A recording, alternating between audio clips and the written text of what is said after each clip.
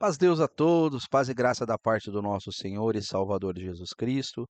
Shalom a todos. Mais uma vez, sejam todos bem-vindos a esse canal. Mais uma vez também lembrando que o intuito desse canal é simplesmente levar à luz das Escrituras aquele que tem sede e fome da palavra de Deus. Nós não estamos aqui para falar de denominação nenhuma, para citar nada e nem criticar nada. Simplesmente estamos aqui trazendo a luz do Evangelho àqueles que necessitam a luz do Evangelho. Conforme Lucas declara em Atos 17:11, que ele tinha por nobres os bereanos. Eu gosto bastante de citar esse texto. E aonde ali Lucas ele exaltava os bereanos por nobres, porque eles recebiam de bom grado Paulo e Silas quando Paulo e Silas ia pregar ali em Bereia. Porém, todos os dias, os bereanos, após a pregação de Paulo e Lucas, eles examinavam aonde? Dentro das Escrituras, para ver se realmente o que Paulo e Silas tinham pregado era condizente com as Escrituras. E nos dias de hoje nós não temos que ser diferentes. Nós temos que examinar Escrituras para que nenhum pregador, nenhum bispo, nenhum ancião, nem nada, pastor que seja, pregue algo para nós que seja diferente às Escrituras. Então é necessário que nós estejamos, né, atento à luz das Escrituras para que nós possamos levar realmente o entendimento àqueles que necessitam. Que se você tem curtido os nossos vídeos, visto os nossos vídeos, tem gostado, eu peço mais uma vez que você deixe seu like, deixe seu joinha, porque é necessário para o canal, o engajamento do canal, para que você se inscreva também no canal, se você tem gostado dos nossos vídeos, e que compartilhe, para que, da mesma forma que esses vídeos chegou até você, ele possa chegar a outros que necessitam da luz das Escrituras. Bora pro vídeo. Como nós havíamos falado, nós havíamos parado no capítulo 8 no vídeo anterior. E nós vamos dar seguimento a partir do capítulo 9, aonde fala da, da soberania de Deus, que é o capítulo aborda principalmente isso, a soberania de Deus na eleição, e a questão também da justiça divina. E o que nós vamos fazer? Nós vamos dividir em várias partes esse capítulo, para que a gente possa ter um melhor entendimento, para quem está acompanhando o vídeo ter um pouco de um entendimento melhor. Por isso que é sempre legal, que nem eu falo, dos irmãos fazerem o quê? Anotar. Como todo estudo que nós fizermos nesse canal, nós vamos fazer por temas. Porque fica mais fácil para você entender, fica mais fácil para você copiar, fica mais fácil para você acompanhar. Então, um exemplo, hoje, como nós estamos no capítulo 9, nós vamos dividir por temas que fala nesse capítulo 9 fala da soberania de Deus e a questão da justiça divina, e também fala da eleição de Israel, da justiça de Deus e a misericórdia de Deus, né? Tudo nesse contexto aqui. E então é interessante que você marque. Aqui, ó, nós iniciamos, como eu falei, é um tema, né? Ó, se nós formos olhar do versículo 1 ao versículo 5, aqui o tema seria o amor e a dor de Paulo, aqui o que ele sentia. Por que isso? Porque aqui Paulo, nesses versículos do 1 ao 5, é que nem eu falo, eu não vou ficar lendo versículo por versículo para que o vídeo não fique muito estendido. Então depois vocês marcando, vocês anotando, colocando o tema, depois vocês têm com tempo em casa, vocês peguem, acompanhem dentro das escrituras o que está sendo falado no vídeo e vai acompanhando nas escrituras, ou na sua Bíblia que você tem em casa. Aqui, Paulo ele começa expressando a sua profunda tristeza pela quê? Pela incredulidade de Israel. Ele estava triste com isso, e Paulo ele fala isso aqui nesses versículos. E ele também mostra, não só da incredulidade, mas ele também mostra o seu amor pelo povo judeu. E também o seu desejo do quê? De que esse povo, que o povo judeu, aqueles também que ele estava falando dessa incredulidade, que esse povo reconhecesse a Cristo. E nessa forma aqui, também, quando ele expressa a sua profunda tristeza e também o amor, ele, nesses mesmos versículos, ele vai mostrar, ele vai expressar o seu amor e perdão, a incredulidade do povo de Israel, só que também ele demonstra o seu amor pelo povo de Israel e o seu desejo, o desejo que Paulo tinha de que esse povo judeu reconhecesse a Cristo. Inclusive aqui nesses versículos também, Paulo, ele cita os privilégios e bênçãos que pertencem a Israel, que são dados por Deus a Israel. E aqui nesses versículos, quais são esses privilégios e essas bênçãos que são pertencentes a Israel? Aqui, se você anotar, ó, aqui no versículo 4, ó, quais são os alívios dos quais é a adoção de filhos, que está por adoção, a glória, as alianças, e a lei, e o culto e as promessas. Onde mais? Os patriarcas e a linhagem de Cristo. Ou seja, aqui isso serve para mostrar a importância nesses versículos que Paulo demonstra e a responsabilidade que Israel teve e tem na história da salvação. É isso que Paulo mostrava nesses 5 primeiros versículos. Ou seja, ele mostra ali dos versículos 1 ao 5 o amor e a dor de Paulo, onde ele começa expressando a profunda tristeza, né, com o povo de Israel. Aí depois ele demonstra o seu amor pelo povo judeu e o desejo que ele tinha de reconhecer. Depois também Paulo ele cita os privilégios e as bênçãos que são pertencentes e são dadas por Deus a Israel, que inclui a adoção, a glória, as alianças, a lei, o culto e as promessas. E inclusive a linhagem de Cristo. Isso serve para mostrar que a importância e a responsabilidade que Israel teve e também tem na história da salvação. São esses versículos do 1 ao 5. E capítulo 9, do 1 ao 5. Existem também, nós vamos agora lá, textos que falam, que são complementares a esse aqui que está falando, que também vai falar realmente disso. Quer ver? Ó, vamos lá em Romanos, que é o mesmo, é um complemento desse daqui, são complementares a Romanos. Vamos lá, 3. Ó, qual é a vantagem, qual é logo a vantagem do judeu ou qual é a utilidade de circuncisão? Muito, em toda maneira, porque primeiramente as palavras de Deus lhe foram confiadas.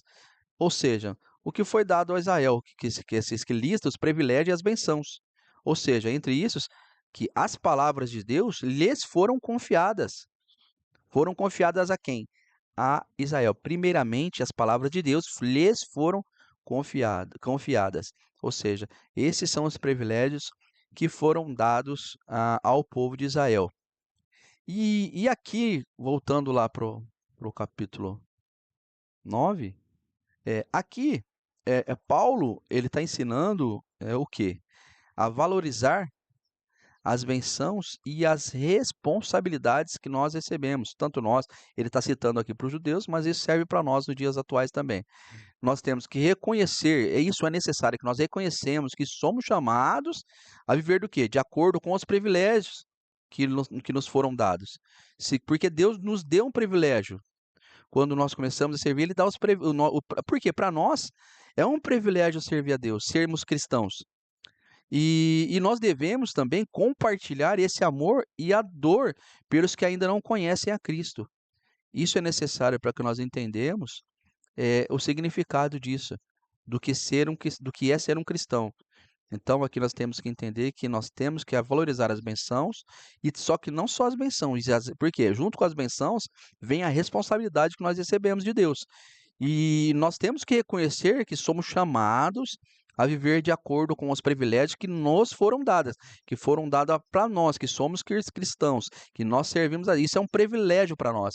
E não só que nós tenhamos esses privilégios, mas também nós devemos compartilhar esse amor só que também a dor também pelos que ainda não conhecem, porque nós temos que realmente entender que aquele que não conhece a Cristo, ele não tem um amor ainda. É necessário que ele entenda que quando ele conhece a Cristo, é um amor diferente. Quem é de nós que não viveu um amor totalmente enganoso, né? E quando nós conhecemos a Cristo, nós conhecemos o verdadeiro amor, ok? Agora nós vamos passar para Romanos capítulo 9, versículos do 6 ao 13. É que nem eu falo, meus irmãos, eu não vou ler versículo por versículo. Eu vou falar do versículo 6 ao versículo 13, 6 ao 13. Paulo aqui, ele fala que um tema seria o que? A palavra de Deus não falha. O que Paulo está dizendo aqui nesses versículos? Isso eu falo num dos versículos dos 6, do 6 ao 13, tá? Deixa eu ver aqui. Não, palavra, isso, do 6 ao 13, tá ok? Ou assim para do 6 ao 13. E Paulo está explicando aqui que a promessa de Deus não falhou. Isso é a verdadeira descendência de Abraão. Ela é definida pela promessa de Deus.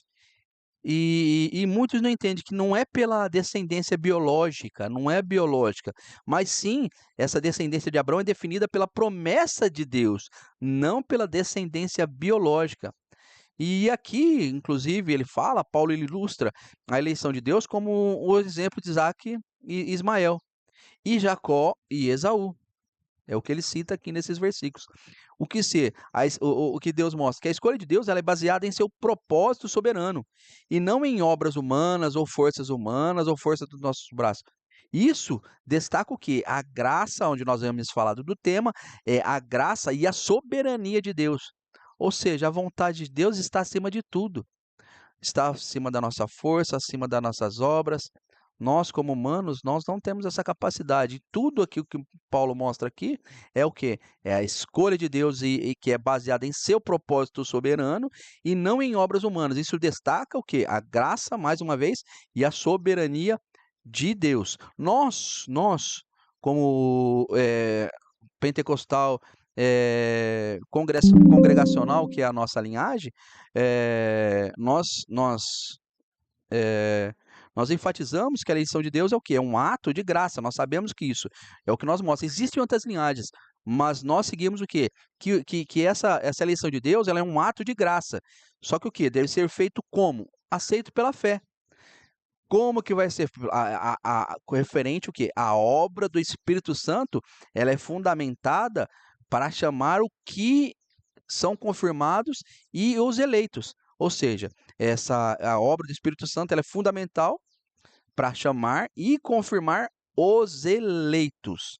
Existe, isso aqui tudo fala nesses versículos, tá? Que nem eu falei, vão anotando, vamos só citar mais uma vez. Aqui, então, nos capítulos 6, Paulo está ilustrando a eleição de Deus com os exemplos de Isaac e Ismael, Jacó e Esaú, e a escolha de Deus, que é baseada em seu propósito soberano e não em obras humanas, né? Isso destaca a graça e a soberania de Deus.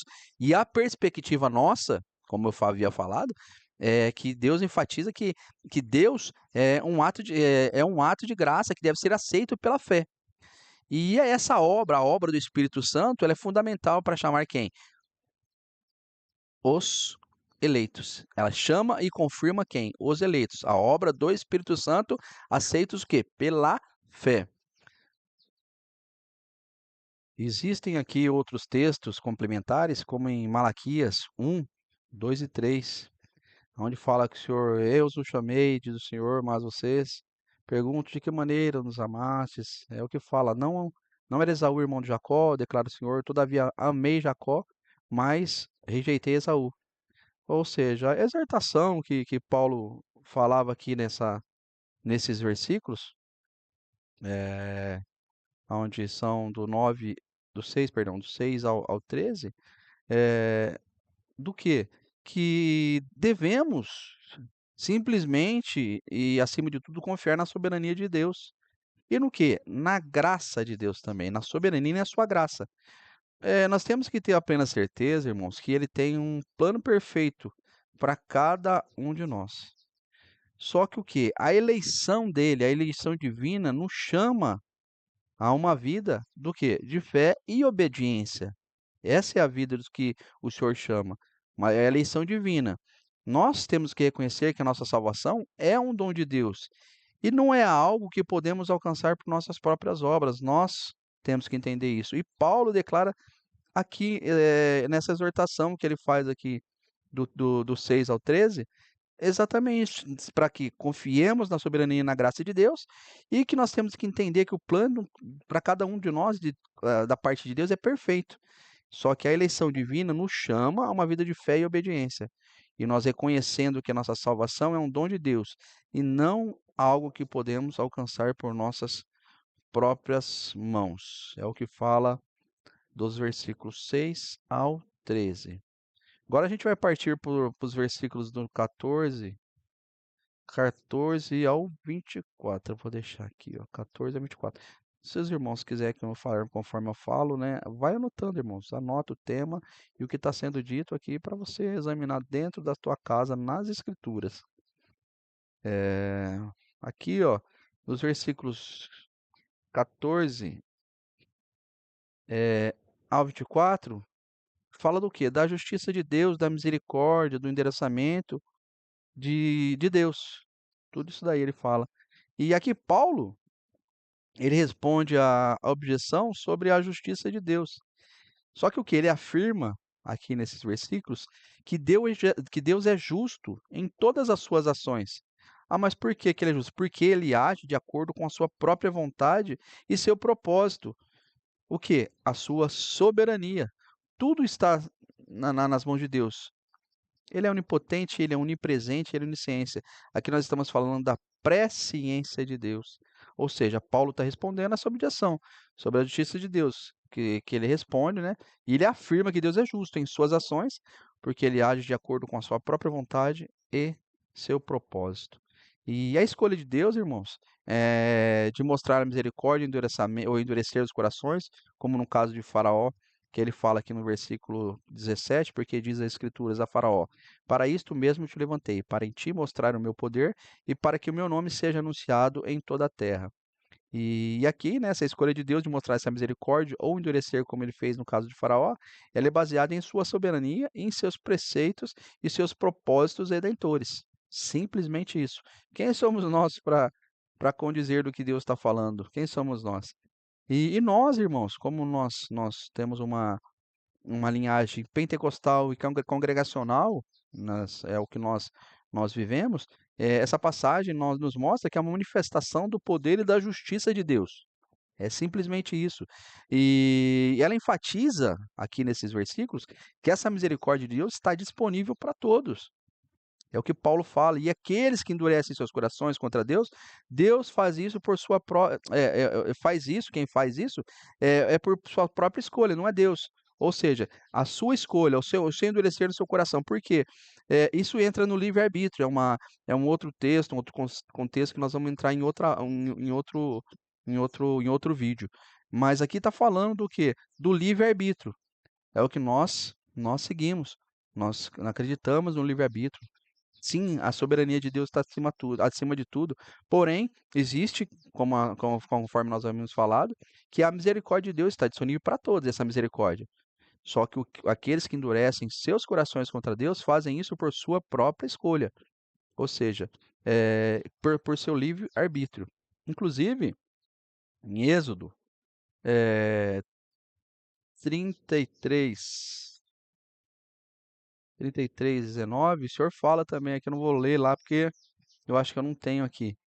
É, tá fora do ar essa carta aqui, mas acho que Êxodo fala que o Senhor fala do passar diante de você toda a minha bondade, e diante de você proclamarei meu nome, e fala da misericórdia também, assim, e ele fala que eu terei misericórdia de quem eu quiser ter misericórdia, e terei compaixão de quem eu quiser ter compaixão.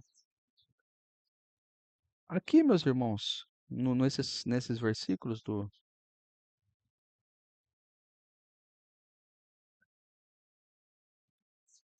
14 ao 24,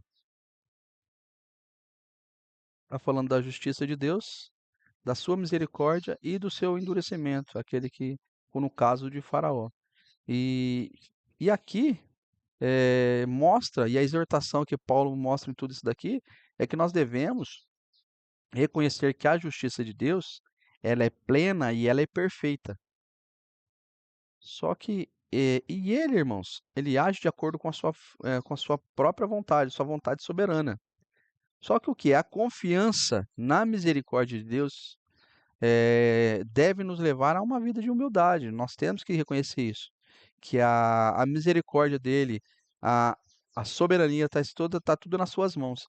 E quando nós reconhecemos isso e nós temos a confiança na sua misericórdia, nós temos uma vida humilde reconhecendo que dependemos totalmente da sua graça, da sua vontade, do seu poder, da sua soberania. Tudo está nas tuas mãos. Agora vamos para os versículos 25 ao 29.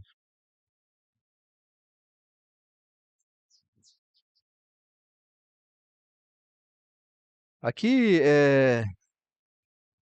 Paulo, anotem, meus irmãos, anotem que é muito importante, ó.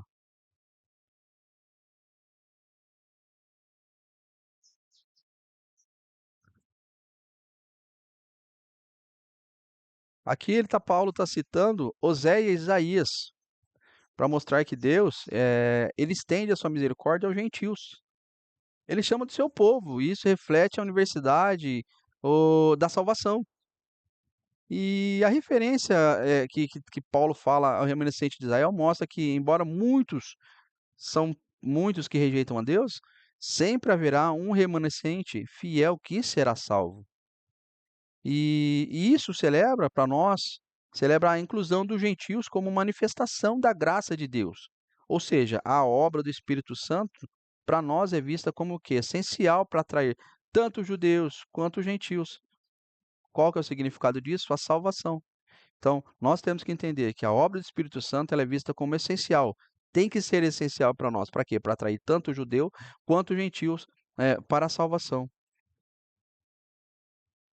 Existem textos aqui, como em Oséias 22, 23, que fala assim: Eu plantarei para mim na terra, tratarei com amor aquele que chamei, não amada, direi àqueles chamados, não meu povo. Vocês são meu povo, e eles dirão: Tu és o meu Deus. Em Oséias 2, 23. E aqui é o mesmo, é um texto complementar. Também Isaías fala sobre isso, que fala do povo de Israel, que seja como a areia do mar, apenas um remanescente voltará. E a exortação e o contexto de Romanos, dos capítulos 25 ao 29, é o quê? Misericórdia de Deus. E aqui Paulo está exortando do quê? Dessa misericórdia, que ela nos ensina sobre sua graça e seu amor imensurável, que nós devemos todo dia ser gratos por sermos chamados seu povo e viver de acordo com esse chamado. Nós temos que viver de acordo. Fomos chamados para servi-lo, nós temos que proclamar a salvação a todos. Da mesma forma que nós somos chamados, que essa graça chegou até nós devemos proclamar a salvação a todos. Ou pronunciar, ou mostrar, pregar a graça a todos.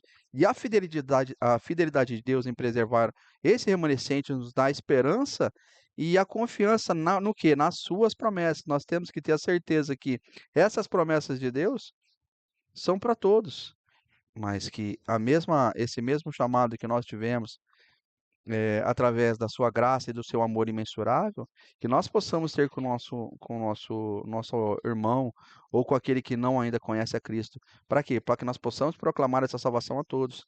Porque a fidelidade de Deus é em preservar o quê? Nós somos remanescentes dessa esperança. E nós temos que ter a confiança nas suas promessas. Aqui, irmãos, nós iniciando no capítulo 10, a gente vai fazer um estudo aqui detalhado. E porque aqui fala esse capítulo, ele está abordando os temas principais daqui, a justiça que vem da fé e a responsabilidade de nós anunciar o evangelho. É, é o contexto de Romano 10. Nós vamos começar aqui pelo versículo 1 até o 4. Conforme eu sempre falo, meus irmãos, não esqueça de anotar, são os temas. Versículo 1, versículo tal, fala do quê? Bom, aqui nesses versículos, Paulo, porque como são as cartas aos Romanos foi Paulo, então a gente sempre fala Paulo, né? Cita o nome de Paulo, porque foi ele que foi o escritor.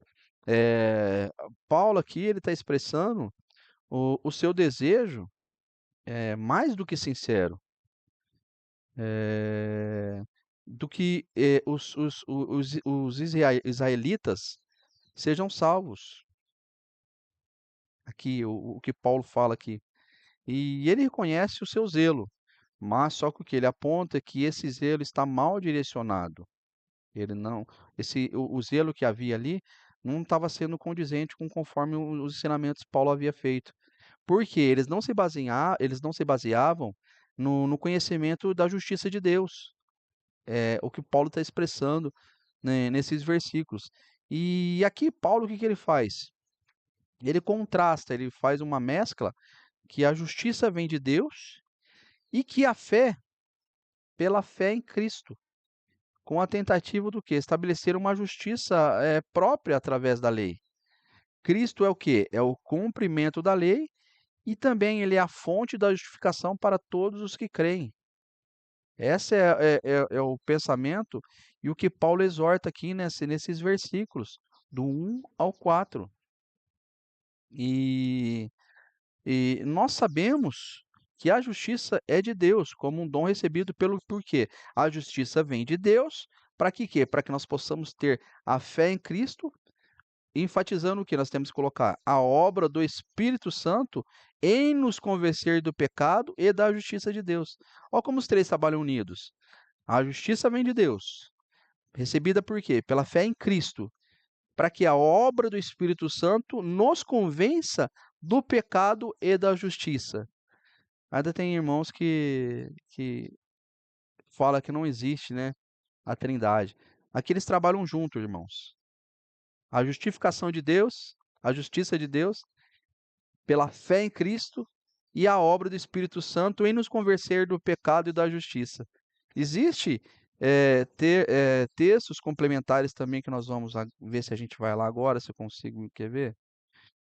É, Filipenses, vamos ver se é Filipenses 3:9. Filipenses 3:9. E seja achado nele, não tendo a minha justiça que vem da lei, mas a que vem pela fé em Cristo, a saber, a justiça que vem de Deus pela fé. Simplesmente um texto complementar do que nós estamos falando aqui em Romanos. É o mesmo texto, é o mesmo, é a mesma linhagem, é um complemento um do outro. Ou seja, aqui, irmãos, Romanos, onde Paulo, vamos voltar para Romanos,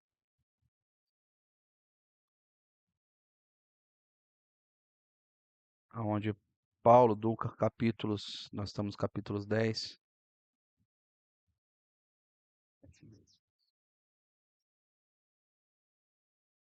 versículos 1 ao 4. O que Paulo expressa aqui é simplesmente o quê? Que nós devemos, eu falo nós, irmãos, como cristãos, que nós que fomos convertidos, que nós professamos a nossa fé diante de Deus e diante dos homens, nós devemos buscar a justiça. E a justiça vem de quem? De Deus. Por quem? Pela fé em Cristo. Reconhecendo o quê? Que o Espírito Santo nos capacita e nos mostra o nosso pecado. É que as nossas próprias obras não podem nos justificar. Nós temos que ter a certeza do quê? Que essa conversão em nós, temos que ter uma vida do quê? Dependência e contínua da graça e do poder do Espírito Santo em nós, que habita em nós. Conforme nós havíamos falado, é, é os três trabalhando junto. A justiça que vem de Deus, através da fé em Cristo, que é através do Espírito Santo, em nos convencer do pecado e nos lembrar da justiça de Deus.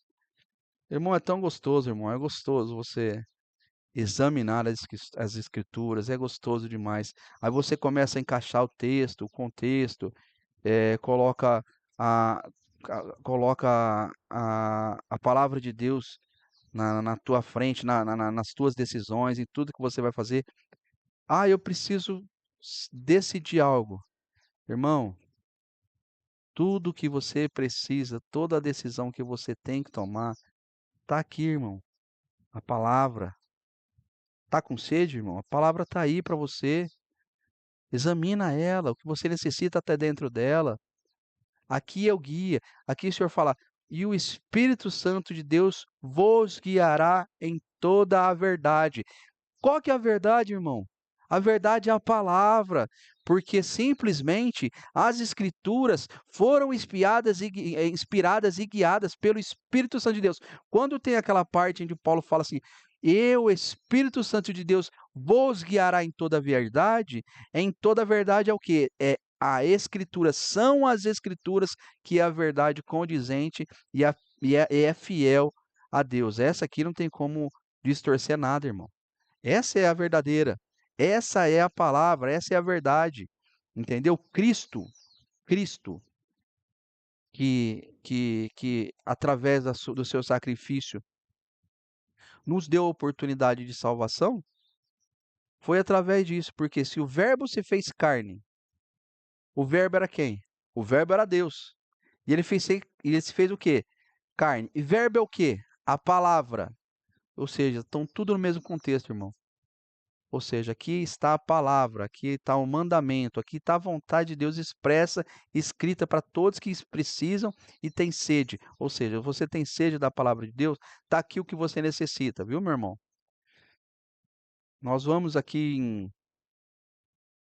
continuar nos versículos 5 ao 13, sempre anotando, tá, meus irmãos? Anota por gentileza. Do 5 ao 13. Aqui fala da justiça pela lei contra a justiça pela fé. Paulo aqui, ele está explicando que a justiça, meus irmãos, pela lei ela exige o quê? Perfeição. Ela tem que ser perfeita nas obras. E isso é impossível para um ser humano. Ele mostra, ele desenha, ele escreve, ele te mostra aqui que é impossível para o ser humano. Agora, a justiça pela fé, por outro lado, ela é alcançada ao crer em Jesus Cristo, que nós, quando a gente confessa como Senhor, ele se faz ele nos justifica, ele nos santifica. Aí sim nós temos como realmente sermos verdadeiros. Se a gente falar que nós, por nossas próprias obras, por nossas forças, nós conseguiríamos alcançar alguma coisa, é impossível. Por isso que Paulo explica que a justiça pela lei, ela exige perfeição das obras, e não existe um perfeito. Não há um justo sequer na face da terra.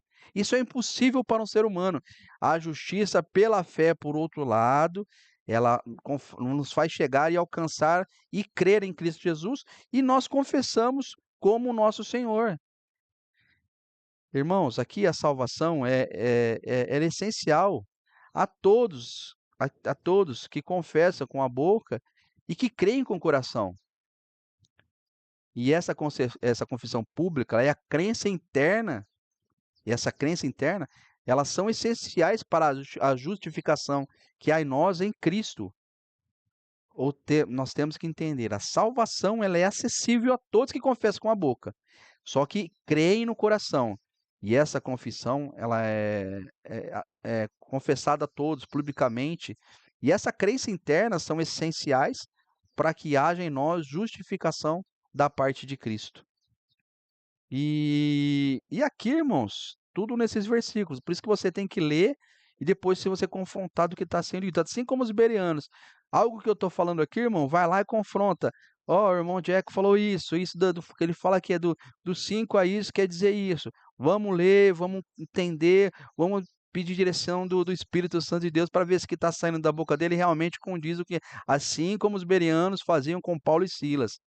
E Paulo aqui, ele está reforçando que a salvação, ela está disponível a todos, judeus, gentios, ou seja, nos dias para nós, crentes e não crentes, enfatizando o que? A inclusão e a universidade do evangelho, unidos, universal, ele é universal, não é a um ao outro, ele está propenso a todos. E nós temos que ter que a importância da confissão pública de fé. Como que seria essa confissão pública de fé? Quando nós descemos as águas do batismo. Essa experiência é transformadora no novo nascimento. E ela é operada por quem? Operada pelo Espírito Santo de Deus. Isso nos versículos que eu falei para os irmãos, tá? Do 5 ao 13. E existem também, nós vamos lá num texto complementar, em Deuteronômio.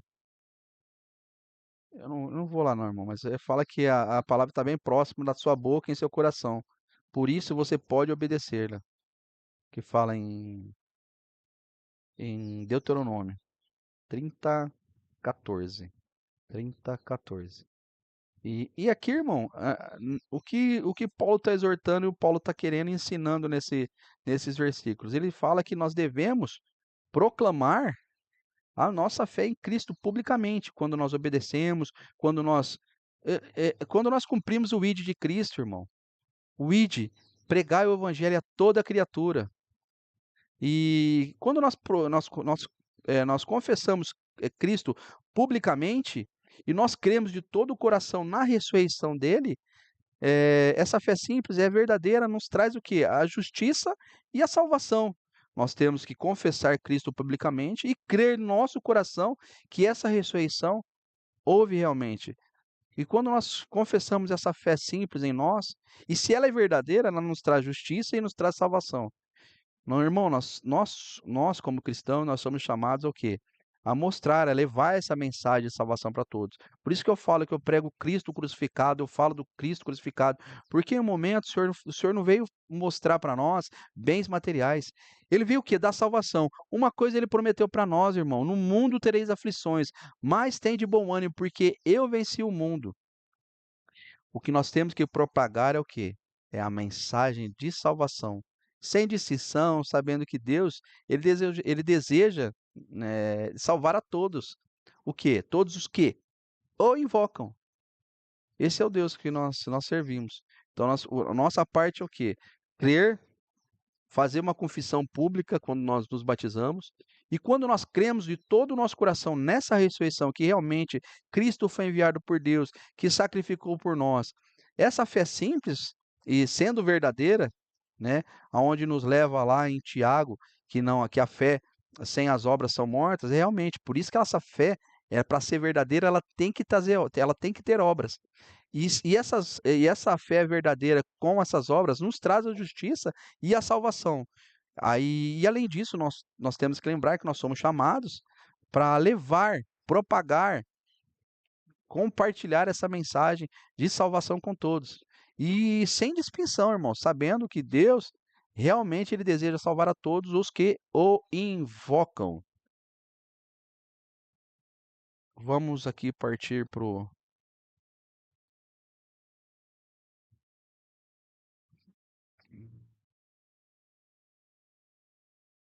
Romanos 14 ao 17. 14.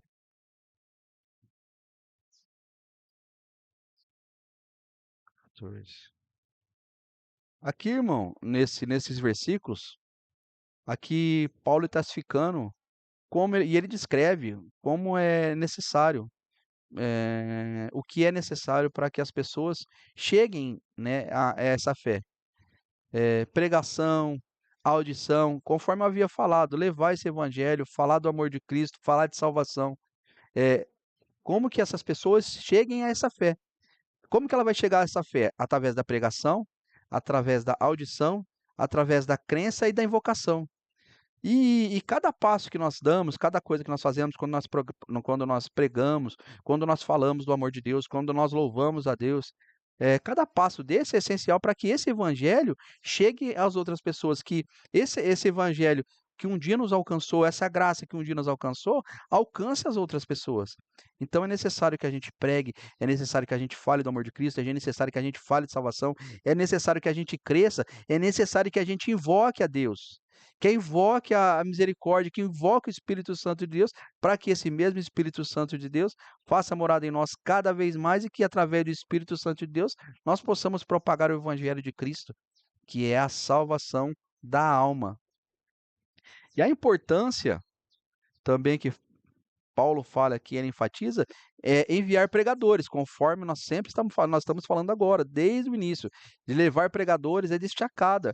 Por quê? Pois sem o evangelho, sem essas pessoas irem, as pessoas não podem ouvir o evangelho, não podem ver e não podem crer.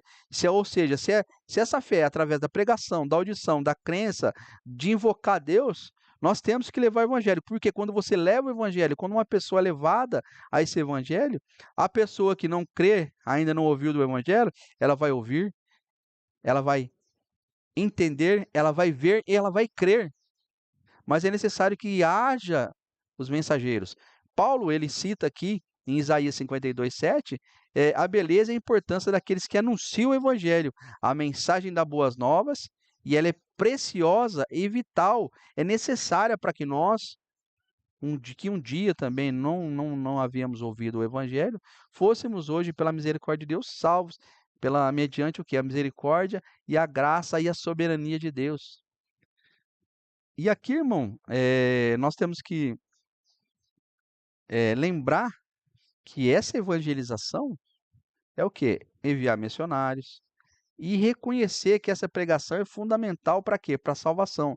Então, se uma obra que não tem missionário, que não envia ninguém, que não prega o evangelho, que não fala de salvação, está falando de quem, irmão? Está falando de Deus? Se aqui fala que é necessário é o ID do Senhor, levar a evangelização, levar o evangelho através de quem? Através de missionário, aquele que leva a palavra, aquele que evangeliza. E nós temos que reconhecer que essa pregação é fundamental para que haja salvação das pessoas.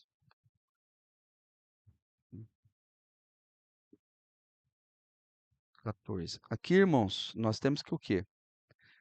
Reconhecer nossa responsabilidade de anunciar o evangelho a todos, não importa se você tem um vizinho, anuncia o evangelho, se você tem uma amiga, anuncia o evangelho, no seu trabalho, anuncia o evangelho, dentro do ônibus, anuncia o evangelho, fala porque é isso que é propagar o evangelho, é você falar do que você conheceu. Da mesma forma que você, como Paulo fala, da forma que recebeu, você dá, de graça. Teve vontade de falar do amor de Cristo? Fala. Fala que existe um Deus que salva, que um Deus que perdoa, um Deus que cura, um Deus que perdoa pecado. Isso é falar do evangelho. E aqui, irmãos, 14.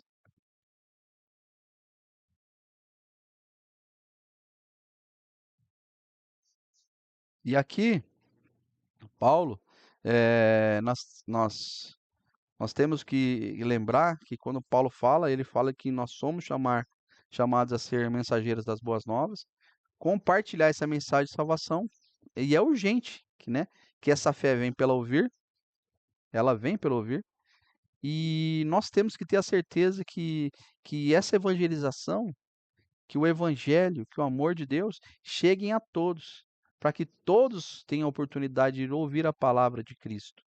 Esse é o Paulo exorta nesses versos. Agora,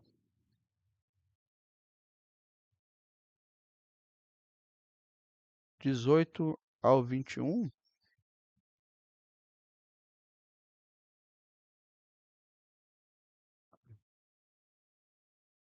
Ó, do 18, do versículo 18 ao 21, se os irmãos lerem, Paulo está afirmando aqui que Israel ouviu essa mensagem, mas só que eles não entenderam, eles não compreenderam. Só que essa incredulidade Não é por falta de adição, porque não ouviram, é porque eles não aceitaram. Eles não aceitaram. Ouviram, não creram e não aceitaram e não creram. Ah, mas por quê? Porque Paulo lá em quando ele cita Deuteronômio 3:21 aqui, Isaías 5, Isaías 65, 1 e 2, é para mostrar o quê? Que Deus ele usaria a inclusão dos gentios, ou seja, nós, que antes nós éramos jambuzeiros, enxertados na videira excelente, para provocar ciúmes em Israel, e levá-los o quê? Ao arrependimento. Ou seja, a falta de aceitação do povo de Israel foi a misericórdia de Deus na nossa vida.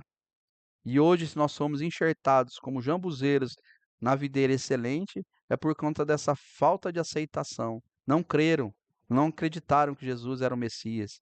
E muitos ainda não acreditam hoje. E Deus, aqui ele fala aqui também nesses versículos, que Deus ele estendeu a sua mão ao povo de Israel continuamente, todo momento, mostrando que o desejo dele é que eles se voltem a ele.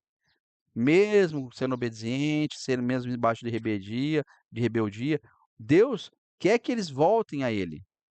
E nós reconhecer a incredulidade por ser uma barreira à salvação, mas muitas vezes também nós vemos assim, né? E que a incredulidade ela pode ser uma barreira.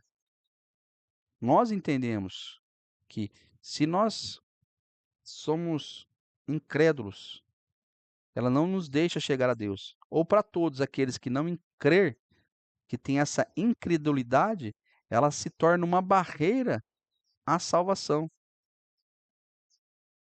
E aqui no capítulo 11, nós vamos estar estudando ele conforme nós havíamos estudado os outros, também por temas. E aqui o capítulo 11, ele da carta aos Romanos, é um dos mais profundos de Romanos. Porque ele trata principalmente dessa relação entre Israel e os gentios no plano de salvação de Deus. E esse é o tema central dessa, dessa carta aos Romanos, no capítulo 11. E nós, da mesma forma, nós vamos dividir o capítulo por temas. E logo aqui no começo, Paulo, ele já começa no versículo 1, Paulo começa perguntando se Deus rejeitou o seu povo, ou seja, o povo de Israel. E ele mesmo responde enfaticamente que não, no versículo 1. Paulo usa a si mesmo como exemplo, ele está usando a si mesmo como exemplo, porque ele é um israelita e ele também é cristão. E no capítulo 2, no versículo 2, já aqui, ele menciona Elias, que apesar de sentir-se isolado, Deus revelou que preservou um remanescente de 7.000 fiéis, aqui nos versículos 2 e nos versículos 4. Já no versículo 5 e o 6, Paulo está comparando essa situação com o seu próprio tempo, na sua época, e explicando que é um remanescente escolhido pela graça, não pelas obras. Mais uma vez, enfatizando que é a graça, não pelas obras. Nós temos que estar atento, irmão, todos os estudos. Romanos, ele é muito esclarecedor nessa parte. Obediência, referência à salvação pela graça, não por obras. Em todo momento, em Romanos, Paulo cita em várias passagens que ele fala que o remanescente escolhido será pela graça, não pelas obras, como ele fala aqui nos versículos 5 e 6. E nos versículos 7 e no versículo 10, ele fala sobre a cegueira parcial, momentânea de Israel. E ele cita o quê? Isaías e Davi para destacar como os corações que foram endurecidos. Isaías e Davi. E ele cita para destacar como os dois corações, né, que foram endurecidos. E ali nesse trecho, ele sublinha a soberania e a graça de Deus. Mesmo em tempo de aparente afastamento, Deus, que, no caso que onde Paulo está citando, entre o tempo de Elias e o tempo dele, ele mostra que Deus sempre preserva um remanescente, fiel à graça e não às obras, que é o meio pela qual somos salvos.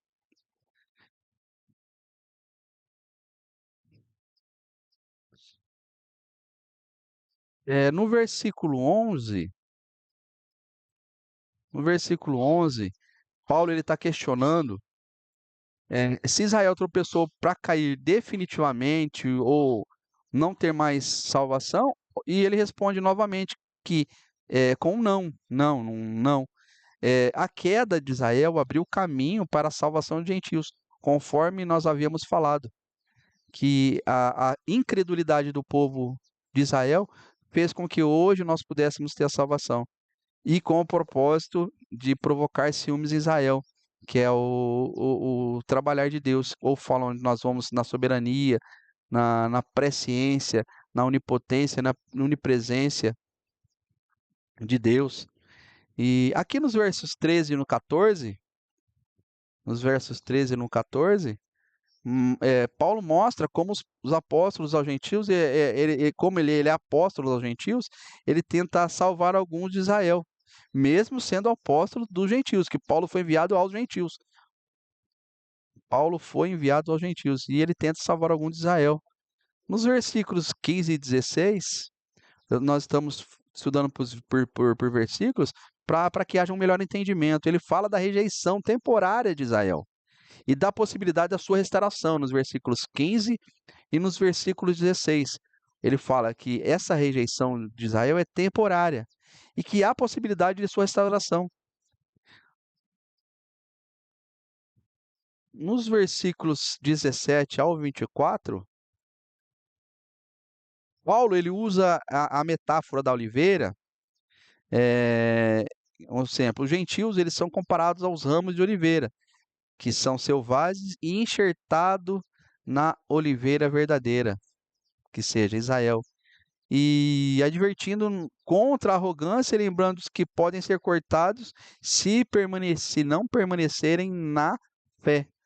É o que ele fala, que ele usa essa metáfora da oliveira, que os gentios são comparados aos ramos de oliveira selvagens, enxertados na oliveira verdadeira que é Israel. E adverte esse povo contra a arrogância e lembra de que podem ser cortados se não permanecerem na fé.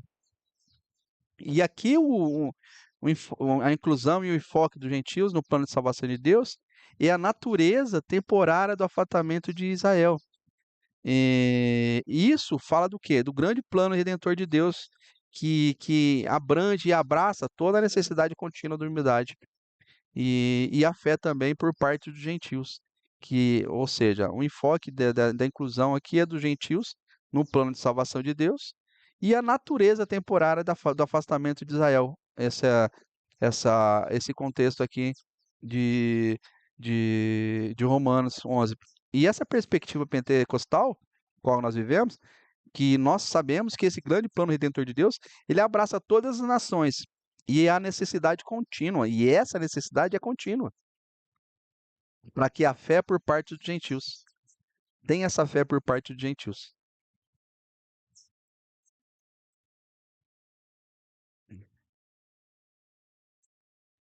Aqui no versículo 25,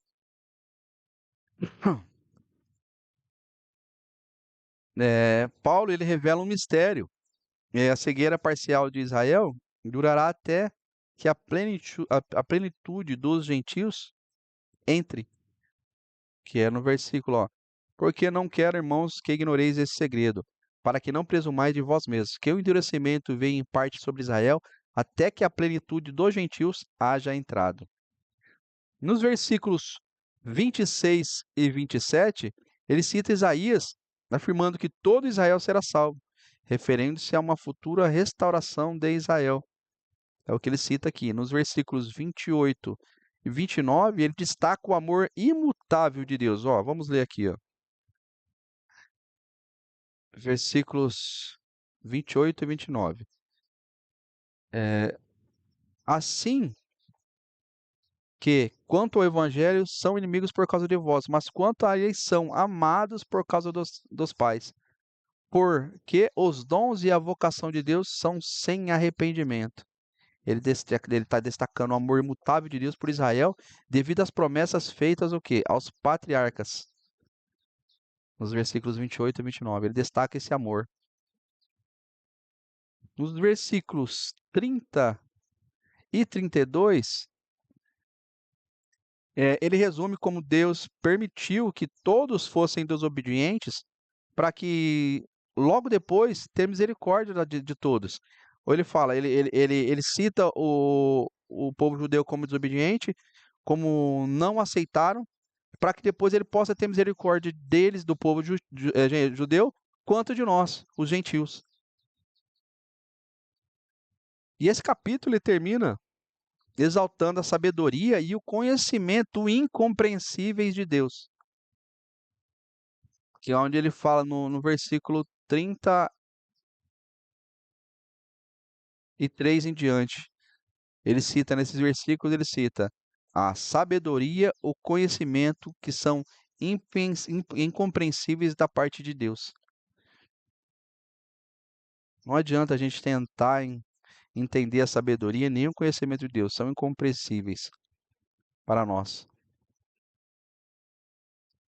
Aqui nesse, nesse segmento aqui, o que está mostrando e enfatizando aqui em Romanos 11 é o mistério, é o mistério da parte do plano de salvação de Deus. E nós vemos isso como um testemunho e da fidelidade de Deus às suas promessas e das maravilhas e extensão da sua graça e misericórdia. Nós temos que lembrar todo isso. Essa é a perspectiva nossa. Nós temos que ver isso como um testemunho de fidelidade de Deus e lembrar que as suas promessas e das suas maravilhas são extensão da graça e da sua misericórdia. E em Romanos 11, é o que? É um profundo lembrete da soberania de Deus. Nós temos que entender isso. E do seu plano redentor e abrangente. Ele chama tanto os judeus quanto os gentios o quê? Nós temos nos mantermos em quê? Em humildade. Nós temos que ter fé e o reconhecimento da graça divina. E nós temos que destacar o que? A continuidade dos planos de Deus, que a sua fidelidade é inabalável e que a sua graça que estende a todos. A graça de Deus se estende a todos, né? Nós temos que ter que ser fiéis e lembrar que a graça de Deus se estende a todos. Bom, hoje foi mais um estudo que nós terminamos, né, na carta aos Romanos, nos capítulos 9, 10 e 11.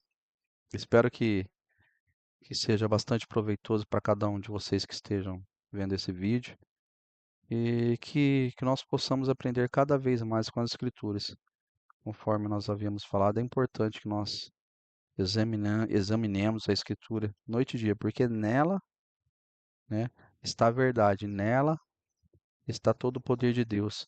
E, e que nós possamos entender que ali é a palavra de Deus. Ali está toda a palavra de Deus está ali dentro.